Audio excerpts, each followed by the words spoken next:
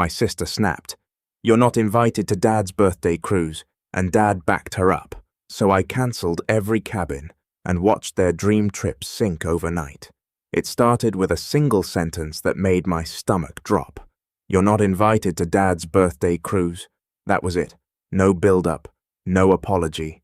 Just those 7 words, sharp and smug, delivered by my older sister, Heather, like she was doing me a favor. I remember sitting there at the dinner table, fork frozen halfway to my mouth, trying to process what I had just heard. My name's Lance. I'm 34, and I've always been the type to avoid drama until it starts walking straight into my house, tracking its muddy boots across everything I've built. For context, my family's never exactly been a Norman Rockwell painting.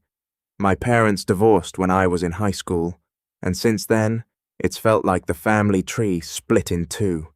Dad stayed in town, quietly working his way through retirement, while Mom moved 2 states over with Heather and basically tried to pretend like the rest of us didn't exist unless it was convenient. Heather's 6 years older than me and grew up with this golden child complex that only got worse over time.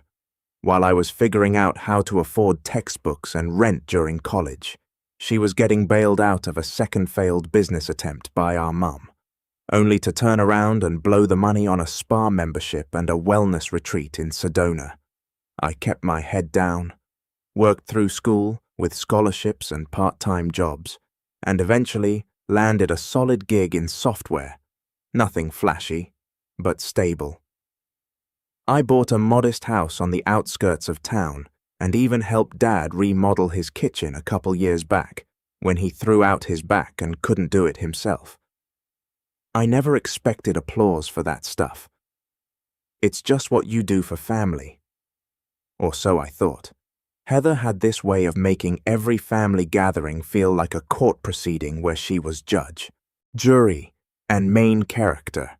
Thanksgiving last year, she showed up 2 hours late and acted like she was doing us all a favor. When I gently asked her to call next time so we wouldn't hold dinner for no reason, she rolled her eyes and said, "Relax, Lance. It's not that serious. You're always so tense." I let it go like always because Dad was getting older, and I didn't want to be the reason the holidays got awkward. But something about this cruise idea didn't sit right from the start. Dad's 70th was coming up, and I knew he'd always wanted to take one of those big cruises. Caribbean, live jazz on the deck, bottomless shrimp cocktail kind of thing.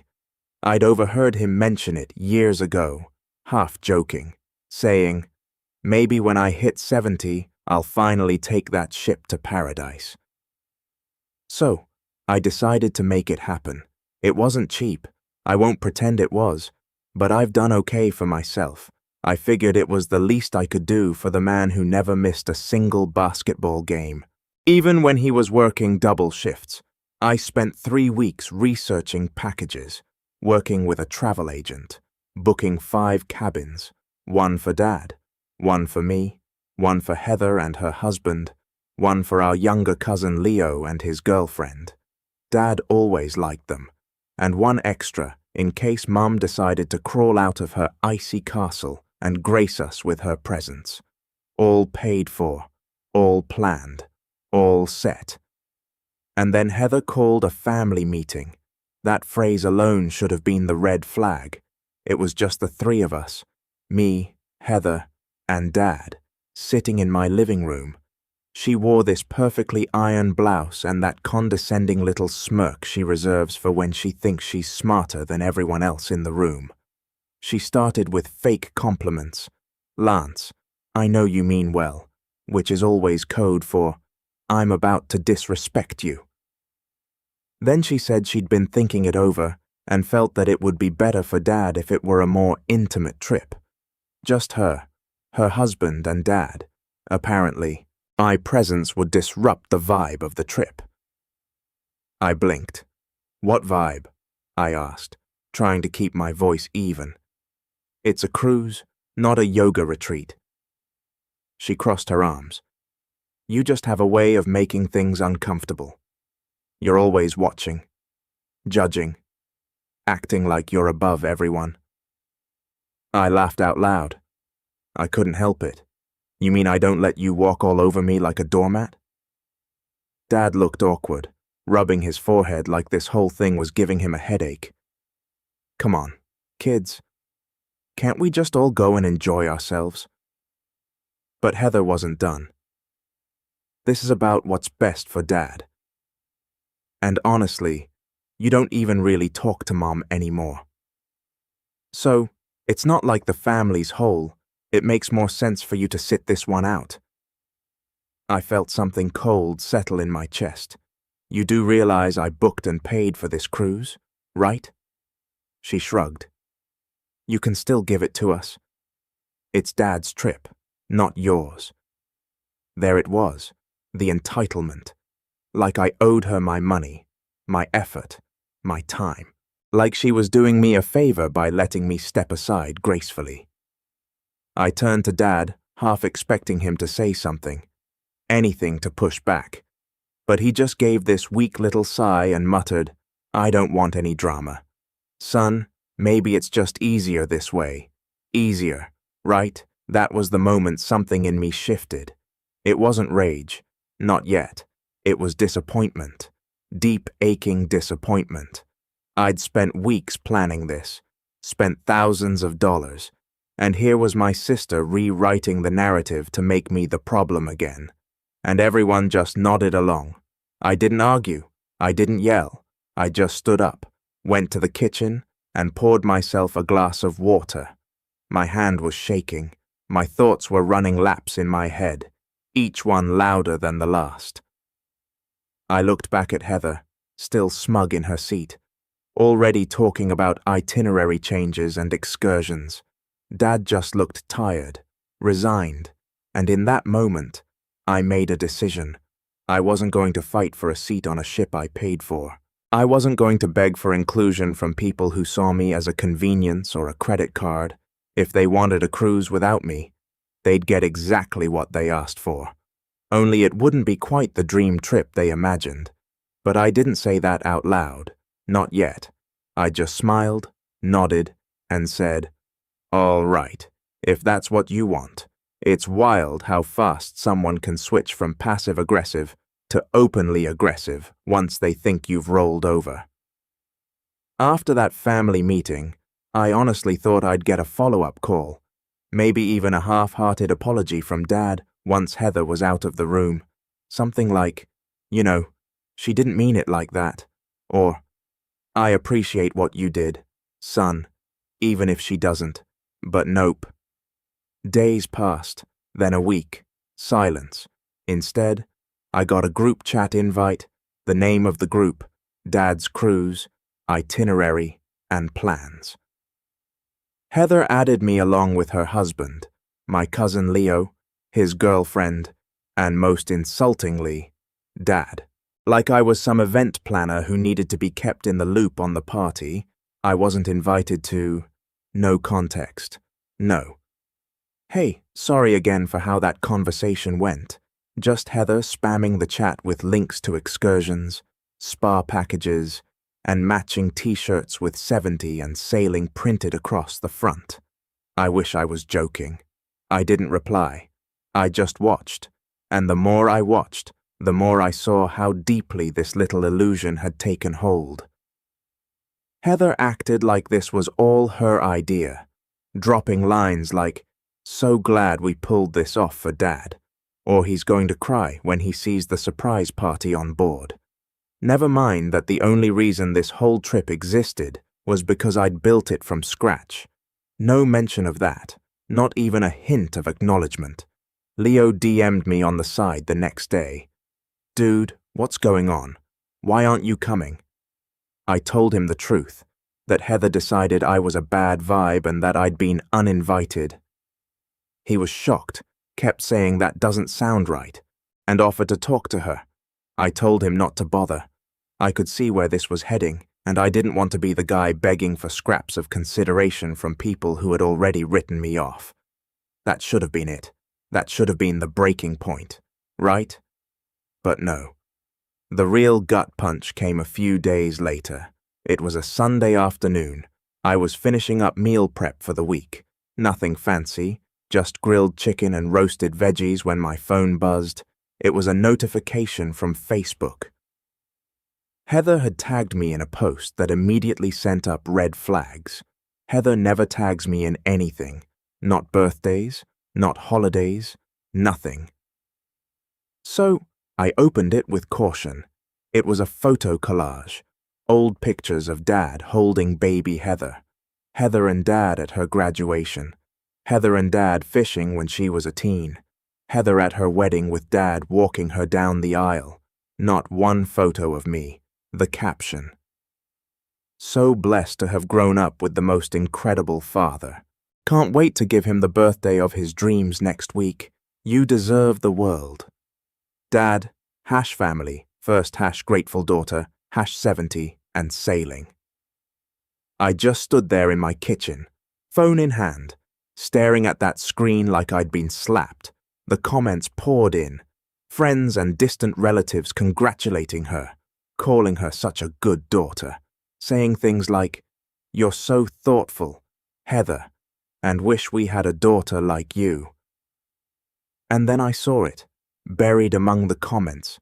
Someone asked, "Wait, didn't Lance plan this?" Heather replied, "Nope. I had the idea months ago. Lance offered to help, but he decided not to come. It's better this way. He's complicated. Complicated? That one word undid me. I didn't even realize I'd sat down on the floor until my cat came wandering over, nuzzling my knee. My ears were ringing. My head felt like it was full of static. I thought about all the times I'd bent over backwards to make things work, to keep the peace, to avoid turning into the bitter sibling who keeps score. But apparently none of that mattered. I was complicated. And Dad, not a single like, not a single comment, not even a text to check in. I didn't sleep that night. My brain just kept replaying the last few months. Heather slowly rewriting the narrative, Dad quietly letting it happen, and me just watching while they cut me out and patted themselves on the back for it. Monday morning, I woke up with the same thought echoing in my mind. Pull it all. I'd been dragging my feet on the cancellations, partly because I wasn't ready to believe they'd go through with this, and partly because a small, stupid part of me thought they'd come to their senses. But that part of me was gone now, dead and buried beneath Heather's narcissism. I logged into the cruise line portal, all 5 cabins still untouched, fully refundable until Wednesday, all under my name. I clicked cancel reservation on each one, watching as the itinerary fell apart piece by piece. Then I called the travel agent and asked her to forward me the final refund confirmation. She sounded surprised, said, "I thought this was for your father's birthday." "Yeah," I said, "but turns out I'm not invited." She was quiet for a beat before replying, "I'll process it right away. Done." But the real breaking point wasn't the cancellations. It was what came after, that Wednesday. I stopped by Dad's house to drop off a new cordless drill I'd picked up for him. He mentioned a while back that his old one was sputtering, and I figured, despite everything, maybe this could be a gesture, a peace offering, or maybe I just wanted to look him in the eye. He opened the door with his usual tired smile, stepping aside to let me in. The living room was cluttered with folded laundry and mail. Cruise brochures were stacked on the coffee table, a yellow highlighter mark circling one of the ports in Cozumel. I handed him the drill in a gift bag. "Just thought you could use a better one?" He smiled, genuine this time. "Thanks. Son, that's thoughtful." We sat down for a bit talking about nothing. Sports, the weather, local construction drama. Then after a long silence, I saw Heather's post. He looked away.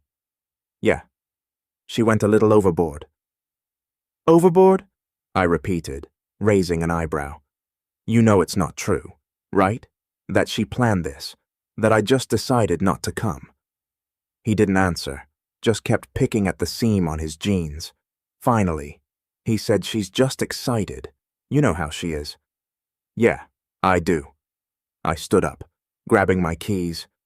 "Well, I won't keep you. Just wanted to drop that off." He looked up. "Wait, you're still going on the trip, right? You'll be at the port on Saturday." I stared at him. "You think I'm still paying for it?" His face changed then. A flicker of panic, like a kid realizing the toy he broke isn't going to fix itself. "Lance, come on. Don't make this ugly. Your sister's just trying to do something nice. Maybe she didn't say it right. But stop," I said, holding up a hand. "This isn't about how she said it. It's about the fact that she meant it. She wanted me gone and you let her." He didn't respond, just stared down at his hands. "They're not going anywhere." I added, "The cruise is cancelled." I pulled the funding. His head snapped up. "You what?" "You heard me. Lance, you can't. People already took time off work. Heather's been planning." I laughed, a dry, bitter sound. "You mean I've been planning? I booked it. I paid for it. I even arranged the onboard birthday party you didn't know about." Silence. I stepped back toward the door. "Enjoy your Saturday. I'll be at home. Complicated people like me don't belong on dream trips, remember?" And with that, I left. By the time I got back to my car, my phone was already buzzing with notifications. Heather had just found out, and the meltdown, oh, the meltdown was glorious. If you've ever had the ground pulled out from under you, you'll understand this part of the story. There's a strange silence that follows, the kind that doesn't feel peaceful, but heavy, like the world has gone on spinning, and somehow you're the only one standing still. That was me for the next few weeks. I wasn't angry, I wasn't crying, I wasn't even numb. I was just quiet, like the crash had already happened. And now I was sifting through the rubble trying to figure out what, if anything, was still intact. Heather's meltdown was spectacular. Of course, it started with a barrage of missed calls, 10 in the span of 2 hours. She left voicemails, some sweet, some borderline hysterical, all of them drenched in passive aggression. "Lance, we need to talk. This is really childish. Are you seriously doing this to Dad? I'm giving you one chance to fix this before everyone finds out what kind of person you really are." That last one made me laugh. One chance. Like I hadn't given her dozens over the years. Like I hadn't spent the last decade playing family therapist, accountant, emotional punching bag, all while she crafted this golden child image for the world to applaud. Then came the texts, long paragraphs from her, angry messages from her husband, even a guilt-soaked one from Mom, whom I hadn't spoken to in almost 2 years, saying she was disappointed in my behavior. I almost texted back, "Glad to know you're alive, Mom." But I didn't because none of it mattered. And Dad, radio silence. That's what hurt the most. I expected anger from Heather, but I expected confusion from Dad, or maybe regret. I thought he might call, say something like, "I didn't know how far this had gone, or even maybe I should have spoken up," but I got nothing. No missed calls, no texts, not even a "Hey, are you okay?" So I shut off my phone for a while, not forever, just enough to clear my head. I stopped going on Facebook, deleted Instagram. I avoided the usual family haunts, no stopping by Dad's on Sundays, no more birthday cards in the mail, no token gestures. I didn't even tell them when my promotion came through in early March. Senior project manager, a bump in pay, a bigger team, more travel. It should have felt like a victory, but it felt hollow, like the person I wanted to tell wasn't someone who deserved to hear it anymore. Still, I wasn't about to sink into self-pity. I started putting that energy somewhere else. The first thing I did, I took a solo trip. I know that sounds cliché. Single man scorned by family takes a healing vacation. But I didn't go to find myself. I went to remember who I was before. I kept sacrificing myself to keep peace that was never real. I chose a small island off the coast of Bais.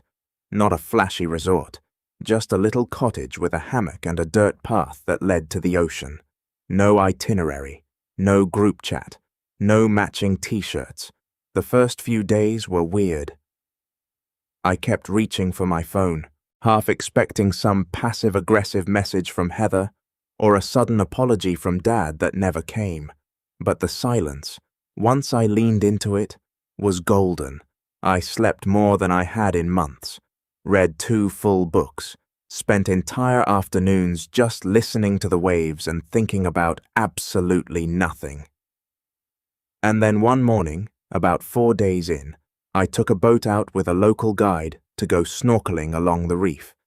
It wasn't anything dramatic, no life-changing speech or epiphany, but I remember this one moment where I was floating above this huge school of bright blue tangs, just suspended in clear water, sunlight pouring down in ribbons, and I thought this is what peace feels like.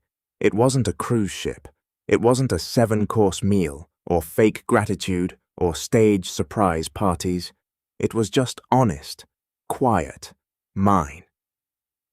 When I got home, things felt different, still broken, but I'd stopped trying to fix what wasn't mine to repair. Instead, I started building. At work, I leaned into my new role, took on bigger projects, mentored 2 interns, and even got asked to speak at a tech conference that summer.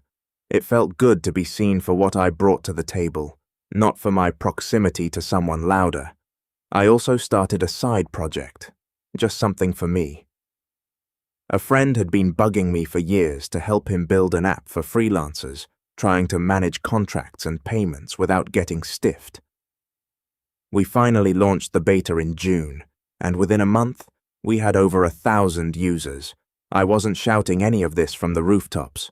I didn't post about it, didn't send out emails to brag, but it felt like the first time in years I was living my life for me, not for their approval, not to prove anything. Meanwhile, the family group chat had gone eerily quiet. I didn't block anyone, I just muted them. Occasionally, I glance at it, usually out of morbid curiosity.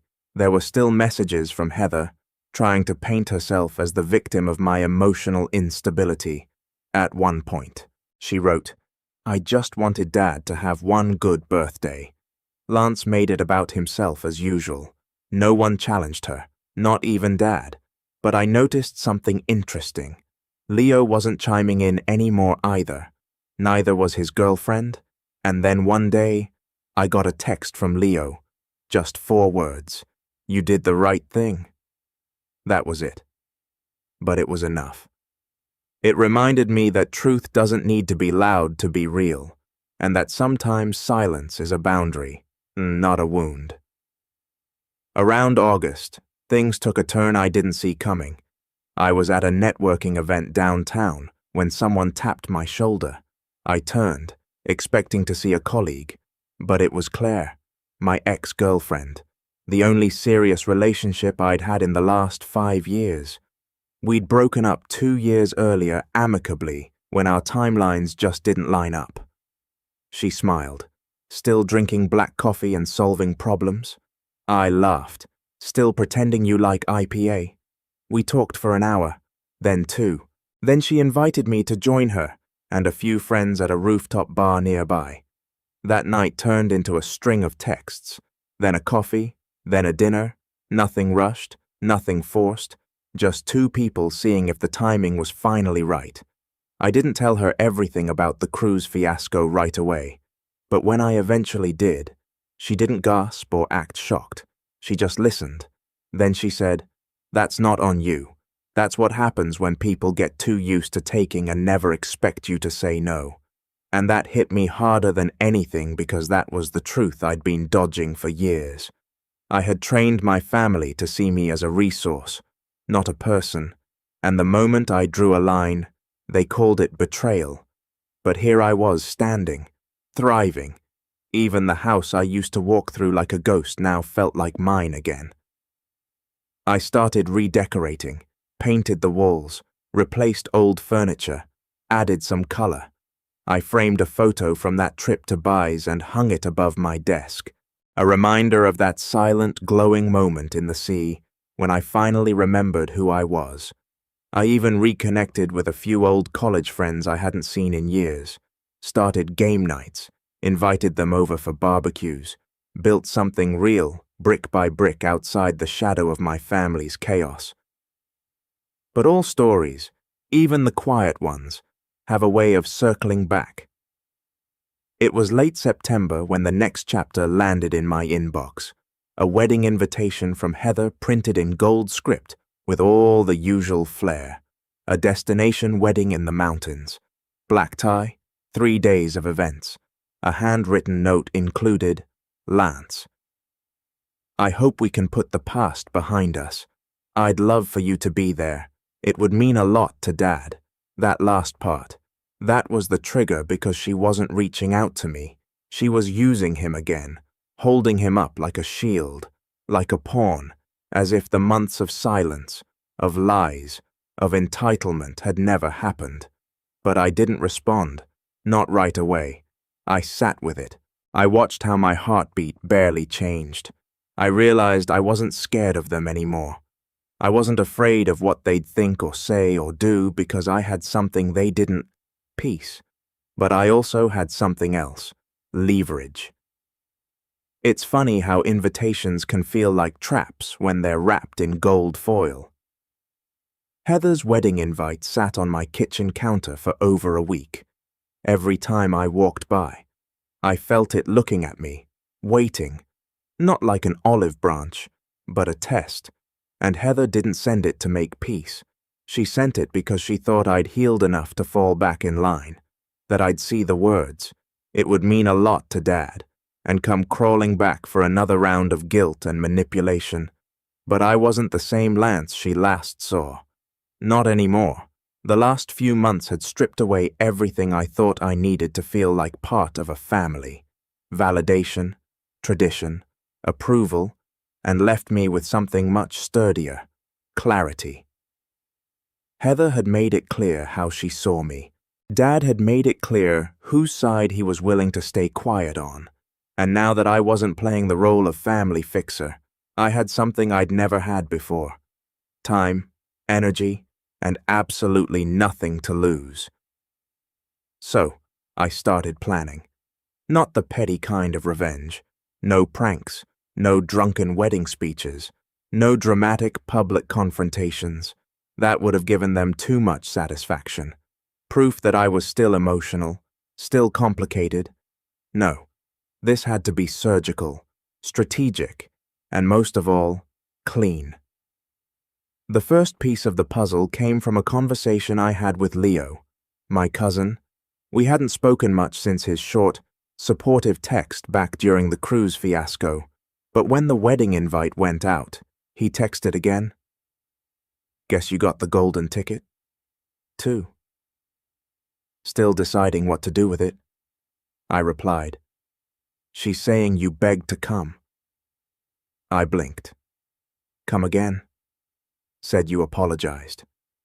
Wanted to make things right, that you're finally learning to let go of the past. My fingers hovered over my screen. It shouldn't have surprised me.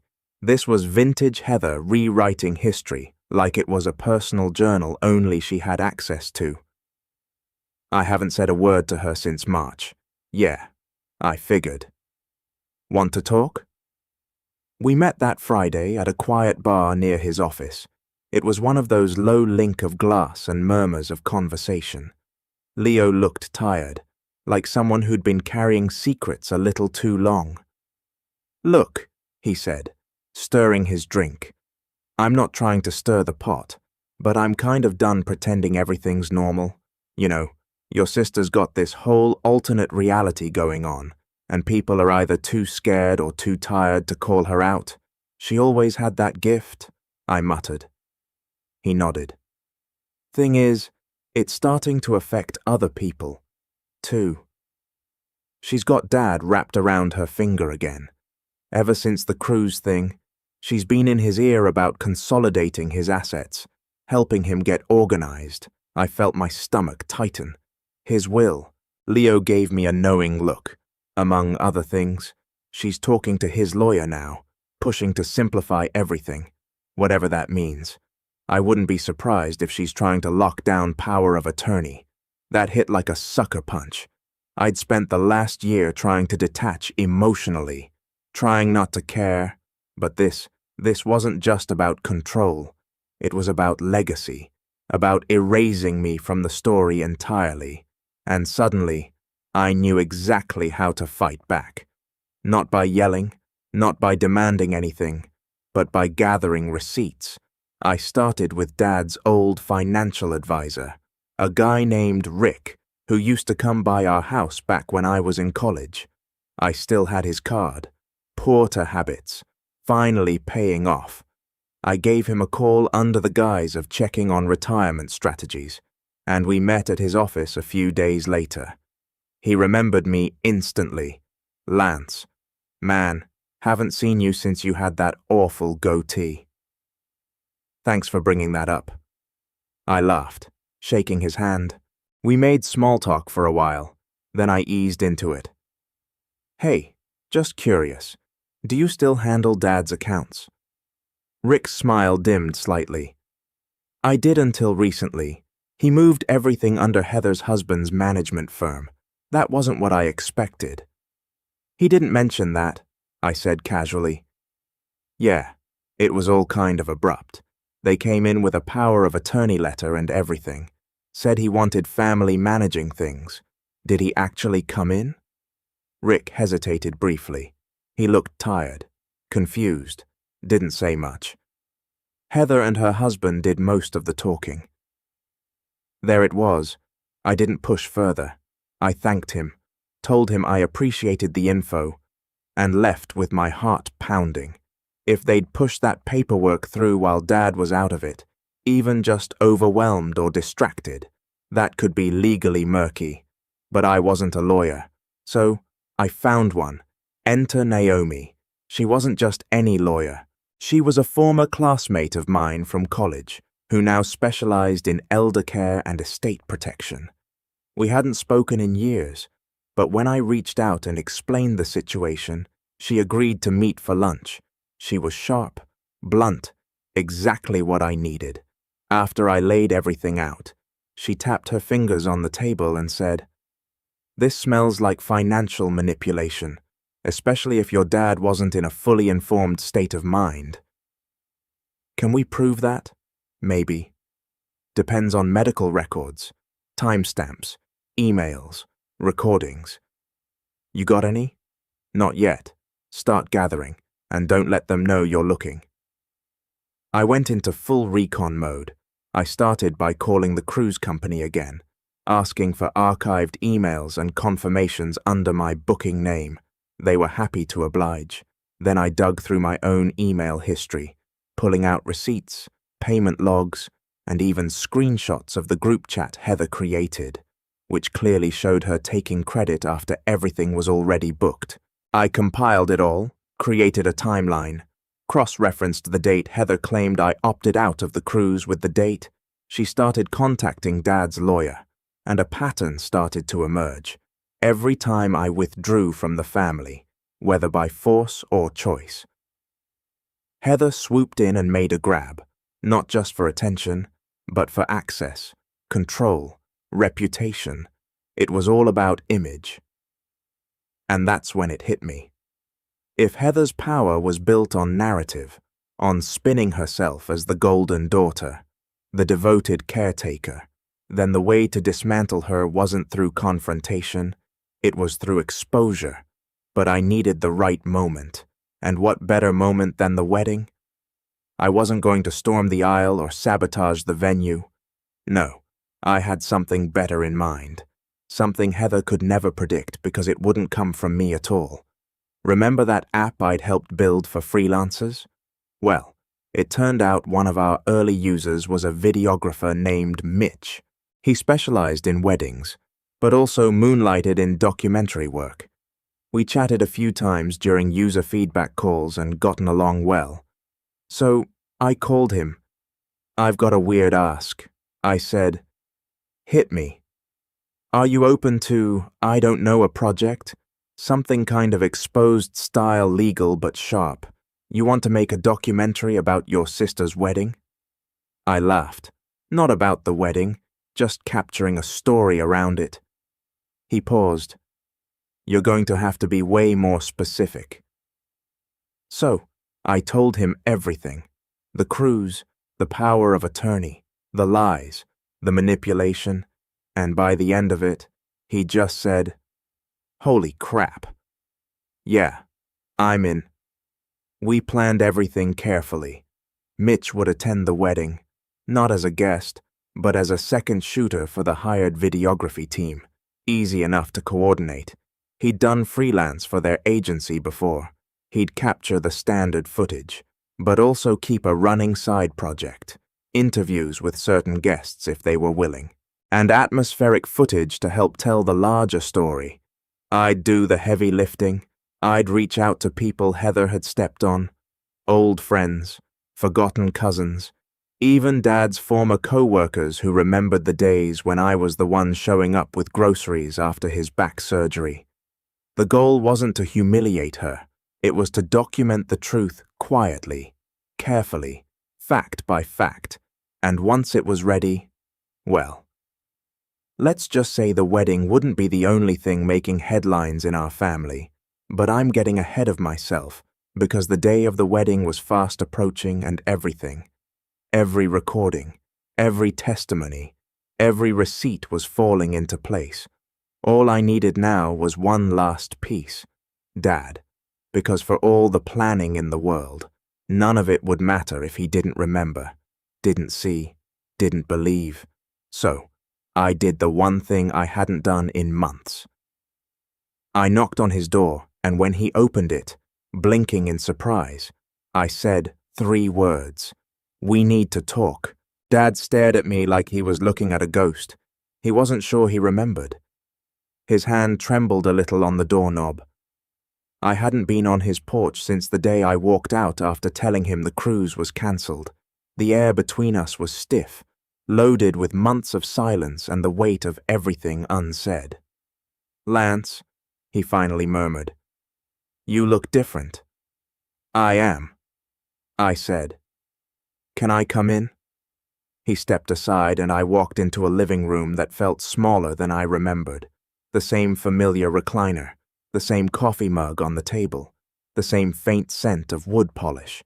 But something else clung to the space, something heavy, resignation, maybe guilt. He sat down slowly, hands folded. "Your sister?" "This isn't about Heather," I said, taking a seat across from him. "Not yet." He blinked, confused. "Then what's this about?" I took out the folder, the one I'd spent weeks building, thick with bank logs, emails, photos, and receipts, a paper trail of truth. "I need to ask you something important," I said carefully. "When you signed the power of attorney for Heather, did you fully understand what you were signing?" His eyebrows pulled together. "Power of attorney? I didn't. She just brought some forms to help with finances. I thought it was, automatic stuff." "Dad," I said softly, "she transferred all of your accounts, every one of them, and she put restrictions on access." His face went slack. "What?" "I told her not to change anything. I thought she was organizing paperwork. There it was, the truth. I'd suspected but needed to hear. He wasn't complicit. He was kept in the dark." I slid the documents toward him, watching his hands shake as he picked through each page. His breathing changed, shallow, slow, then sharp, the way someone breathes when a long-buried reality cracks open. "Why would she do this?" he whispered, voice breaking. Why would my own daughter? Because she knew you trusted her, I said, and because she thought no one would challenge her. He looked up at me then, a mixture of shame and disbelief in his eyes. Son, I didn't know. I swear I would never choose her over you like that. I just didn't want the fighting. And by trying to avoid it, I said gently. You handed her the weapon? He winced, but he didn't deny it. I leaned forward. Dad, I can fix this, but I need you to trust me fully, not halfway, not quietly. I need your voice clearly spoken on record. He nodded, slow but resolute. Tell me what to do. And so we started. With Naomi's help, Dad revoked the power of attorney and filed a formal legal challenge against the unauthorized transfers. A doctor documented the timeline of his cognitive fatigue, stress, medication changes, and emotional pressure, all of which were relevant in determining capacity. Rick, his former advisor, wrote a statement verifying that Heather and her husband had pushed the paperwork aggressively, piece by piece.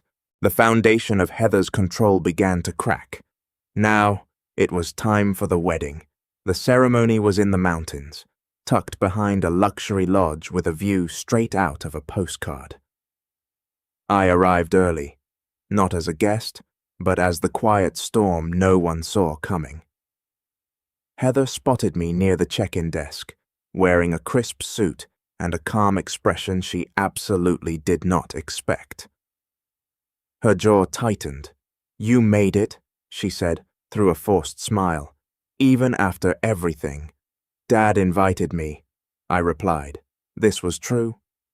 Once Dad learned the full truth, he insisted on attending the wedding, not to celebrate her, but to confront her.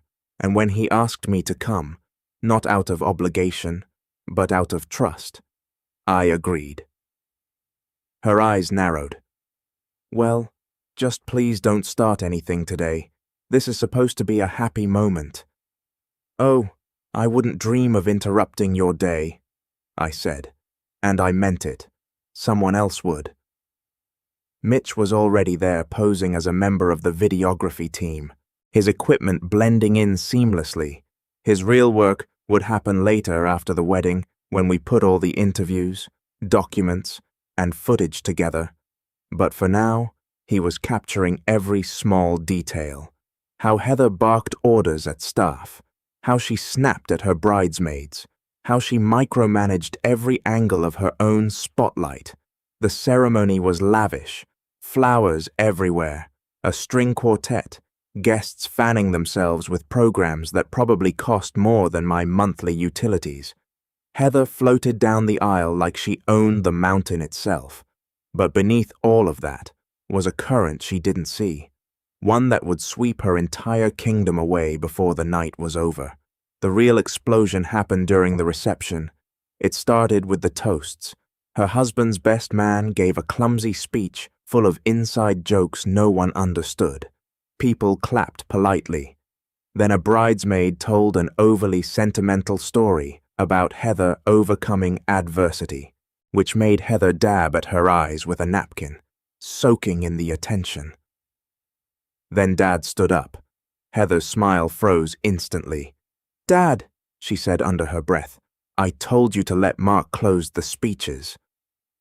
Dad walked slowly to the microphone. He wasn't dressed in anything flashy, just a simple suit, clean-shaven, hair combed, but there was something different about him. He looked steady. He tapped the mic once. The room fell quiet. I won't take much of your time, he began.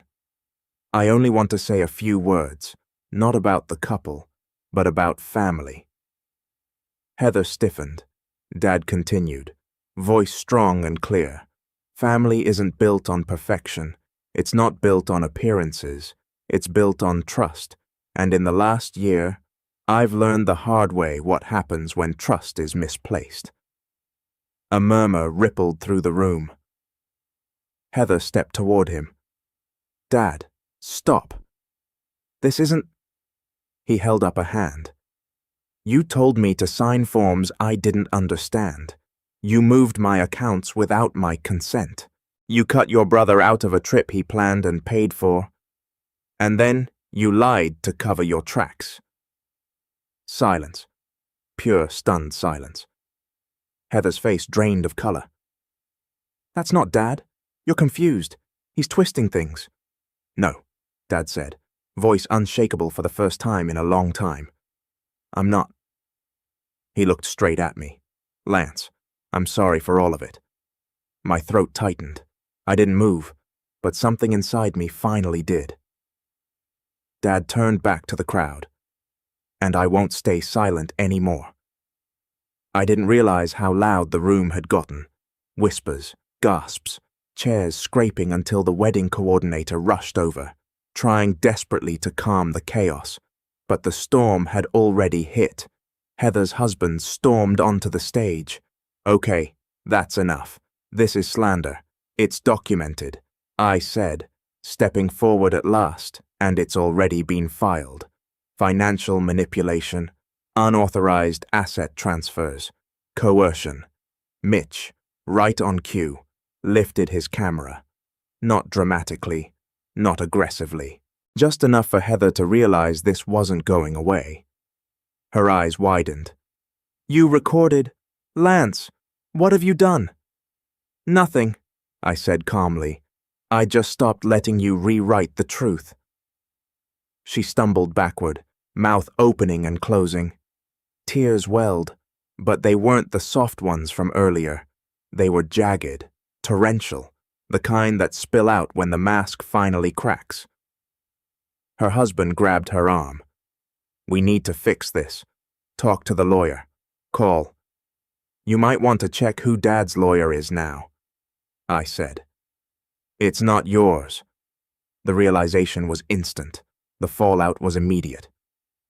Guests quietly excused themselves. Bridesmaids avoided eye contact. Her new in-laws whispered furiously in a corner. And Heather, golden child, family son, queen of the pedestal, stood in the middle of her own reception like someone had pulled the ground right out from under her. We didn't stay for dessert. Dad walked out beside me, shoulders lighter than I'd seen in years, when we reached my car. He exhaled shakily. She used me, he said, voice low. She did, I replied, but you woke up. That's what matters. He nodded. Son, thank you. I didn't need the words, but I let him say them. Over the next months, everything collapsed for Heather. The power of attorney was officially revoked. The financial transfers were reversed. Her husband's firm came under review for ethical violations. And the documentary, we didn't publish it publicly. It wasn't about ruining her reputation forever. It was about the truth. But we did send it to every family member she'd lied to. Once they saw the real story, undeniable, chronological, documented, every pedestal she'd built crumbled. Call stopped. Invitations stopped. Her audience disappeared. For the first time in her life, Heather was left standing alone. As for me, I gained something I never expected. Real quiet freedom. On a warm afternoon a year later, Dad and I took a fishing trip, the kind we hadn't shared since I was a kid. The lake was calm, the birds loud, and the sun warm on my shoulders. Dad cast his line and said almost shyly, "You think things will ever feel normal again?" I thought about it, everything we'd lived through, everything we'd rebuilt. And I smiled. "This is normal," I said. "This is enough." He nodded, and the water rippled softly between us. And that's how it ended, not with shouting, not with triumph, not with applause, but with the simple, steady truth that finally belonged to me. Sometimes the strongest revenge is becoming someone they can no longer control and someone they can no longer reach.